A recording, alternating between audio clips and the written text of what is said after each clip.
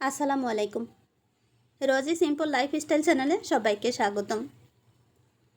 আজকে হচ্ছে বাবার বাড়ির বেড়ানোর শেষ দিন, বলতে পারি বিদায় মুহূর্ত। আপনাদের সঙ্গে শেয়ার করতে চলে আসলাম। ঢাকার উদ্দেশ্যে রওনা দিয়েছি। এখন ভোর 6টা বাজে। আমি ফার্স্টে 6:15 গাড়িতে উঠব। দেখতে পাচ্ছেন একদম গাড়িতে কেউ নেই, যাত্রী আমি কয়েকজন। আমরা 2 ঘন্টার মধ্যেই কিন্তু ঢাকায় চলে আসলাম। এত সহজ, সাতপুর থেকে ঢাকায় আসতে 2 ঘন্টা লাগে, এটা অবিশ্বাস্য হলেও সত্য। আমি 2বারে দেখি, একদম মনে হচ্ছে এটা ঢাকার ভিতরেই। বাসায় এসে একদম এখন দেখব সবাই ঘুমিয়ে আছে। সকাল মাত্র 8টা বাজে। বাড়িঘর ক্লিন করা হচ্ছে। লিফটের সামনে এসে দেখি সব ক্লিন করা শেষ।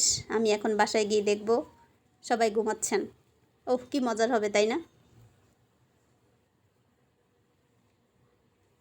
টুং টুং বেল পড়ার পরে সবাই আশ্চর্য হয়ে গিয়েছে, কিরে এত সকালে কে? এখন মাত্র 8:30 9টা বাজে। আমি 9টা বাজেই বাসায় এসে পড়েছি। মহা খুশি আমি নিজেও। এরই মধ্যে তাড়াহুড়া করে আমার ছেলে কিন্তু একদম ভোর 6টা বাজে উঠে পড়াশোনা করে, তাই ওর রুম একদম গুছিয়ে ফেলেছে।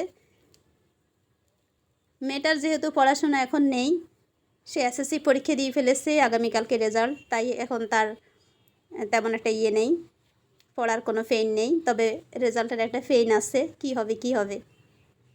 আর এখানে হচ্ছে আমার মা আমাকে একদম গরুর মাংস, মুরগি, বাসায় গিয়ে কি রান্না করব, কষ্ট করব, এটা ভেবে আমার মা, আসলে মা তো মা, তাই না?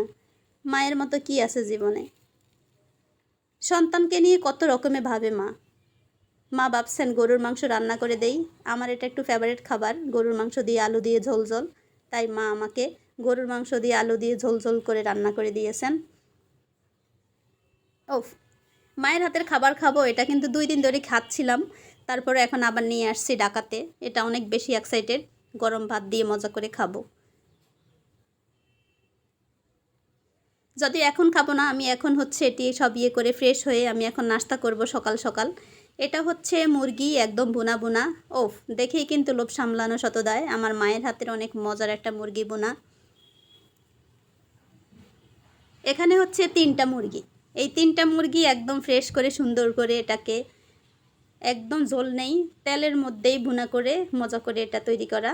এখন আমিও গরম ভাত দিয়ে মজা করে খাবো। যদিও এখন হচ্ছে সকাল 9টা বাজে, আমি খাবো দুপুরে, তা এখন আপনাদের সঙ্গে শেয়ার করলাম। এক পিস খেয়ে দেখি কেমন হয়েছে।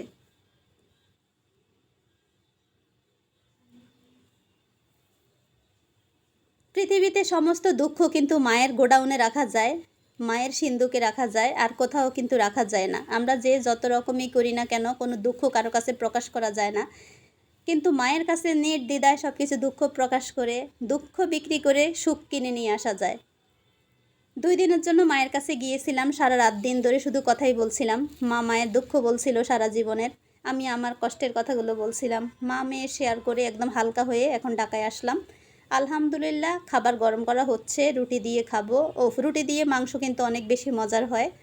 আর একটু ভাত বসিয়ে দিয়েছি তাড়াহুড়া করে, একদম 1টা বাজলে আমরা দুপুরে খাবার খেয়ে ফেলবো। আর মা আমাকে অনেক কিছু দিয়েছেন, সেইগুলো কিন্তু আপনাদের সঙ্গে শেয়ার করছি। এটা ছিল আমার মায়ের গাছের আম, বাবা নিজ হাতে ফেড়ে দিয়েছেন। এটার মধ্যে স্বাদ একদম দ্বিগুণ হয়ে গিয়েছে, যেহেতু বাবার স্পর্শ ছিল। এই আমগুলো হচ্ছে একদম উপর থেকে পাড়তে গিয়ে পড়ে পড়ে পেটে গিয়েছে, এগুলো দিয়ে আচার তৈরি করব।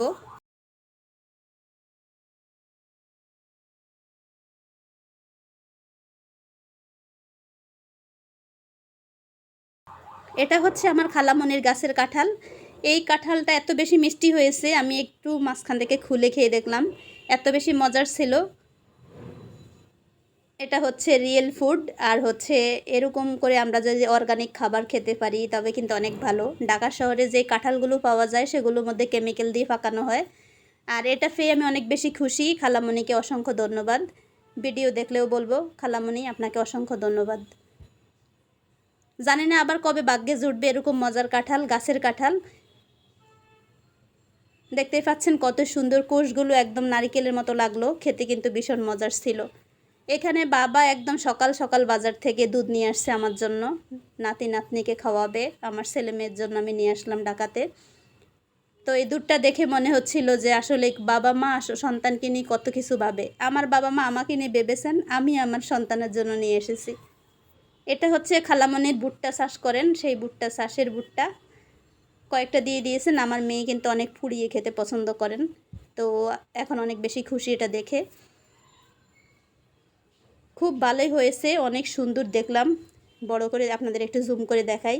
ভুট্টাগুলো এত সুন্দর, একদম কানায় কানায় ভরে গিয়েছে। এরকম ঠাসা ভুট্টার মধ্যে কিন্তু অনেকগুলো হয়। জানি না ওনার কতটুকু ক্ষতি করেছেন, অতটুকুর মধ্যে অনেকগুলো হয়েছে নিশ্চয়ই। আর এখানে হচ্ছে একটা কাঁচা কাঁঠাল আমার বাবা দিয়েছেন রান্না করার জন্য। বাবা বলছিল অনেক বড় একটা কাঁঠাল নিয়ে যাও, রান্না করি পুরো বিল্ডিংয়ের মানুষকে খাওয়াবা। আমি বলছি বাবা এটা গ্রাম নয়, এটা শহর, এখানে সবাই আমরা বড় লোক, কেউ কারোর সাথে কথা বলি না, সো কাউকে দেওয়া যাবে না। তাই ছোট্ট একটা কাঁঠাল নিয়ে আসছি, কালকে এটা নিরামিষ রান্না হবে ইনশাল্লাহ। আজকে মায়ের হাতের মাংস দিয়ে ভাত খাবো, রান্না বান্না নাই। আমি মহা খুশি। এখন হচ্ছে একদম ফ্রেশ হয়ে একটা ঘুম দিব। নতুন আরেকটা ভিডিও পাবেন এই কাঁঠাল নিরামিষের। সবাই অনেক বেশি ভালো থাকেন। আল্লাহ হাফিজ, আসসালামু আলাইকুম।